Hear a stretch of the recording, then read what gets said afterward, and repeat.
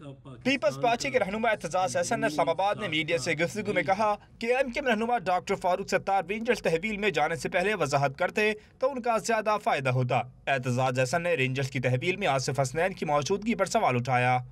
فاروق ستار کو گرفتار کیا کیمروں کے سامنے، وہ لیڈر ہے ایک پارٹی کا قومی اسمبلی میں، اور اس کو ایک رات رکھ کے اور پھر چھوڑ دیا۔ اب آصف حسنین والے معاملے پہ بھی یہی الزام لگ رہا ہے کہ جی یہ رینجرز کے پاس جاتے ہیں، وہاں کوئی لانڈری لگی ہوئی ہے اور اس سے نکلتے ہیں اور یہ مشرف آئین پاکستان کے ہو کے آتے ہیں۔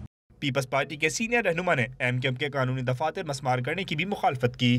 پبلک پراپرٹی پہ جو بنے ہوئے ہیں، جہاں کہیں عقوبت خانے بھی ان کے بتائے جاتے ہیں، تو ان کو تو مسمار ہونا چاہیے، لیکن جو ان کے جائز دفاتر ہیں ان کو مسمار کرنے کا تو کوئی مطلب جواز نہیں بنتا۔